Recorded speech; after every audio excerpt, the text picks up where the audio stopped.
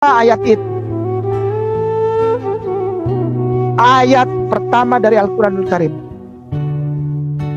Tidak pernah diajarkan kami yang mengikuti ajaran beliau untuk menyerang atau menghina agama lain.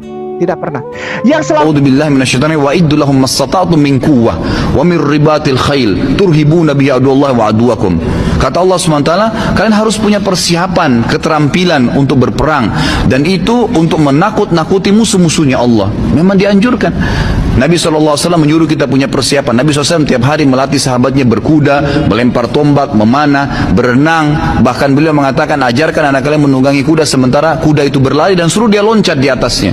Para sahabat tiap hari melatih diri mereka dengan keterampilan. Di dalam umat Kristen diajar, jangankan membunuh, jangankan melawan, bahkan kita diajar untuk mengasihi. Di dalam Injil Lukas bab 6 ayat 35, kasihilah musuh, berdoalah bagi mereka yang membencimu,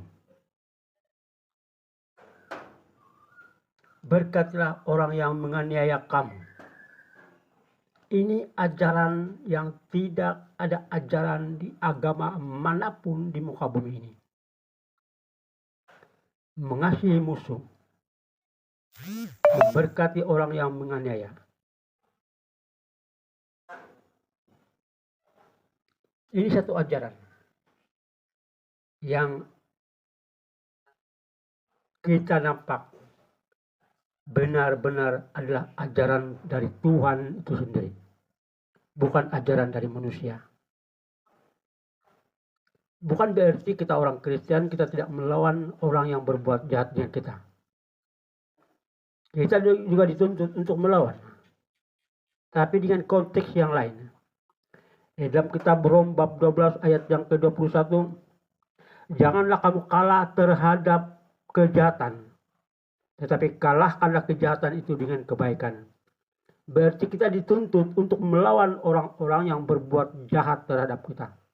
Kita dituntut untuk melawan orang-orang yang menganiaya terhadap kita.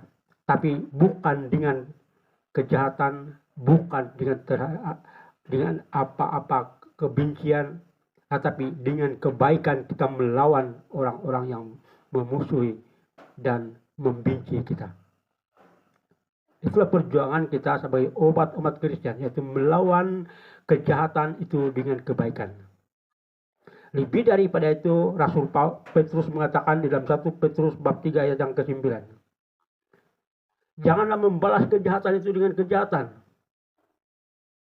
tetapi berkatilah mereka yang melakukan kejahatan terhadap kita. Ini adalah ajaran dari Allah, ajaran dari Tuhan yang sebenarnya. Bukan melawan kekerasan dengan kekerasan, bukan melawan kejahatan dengan kejahatan.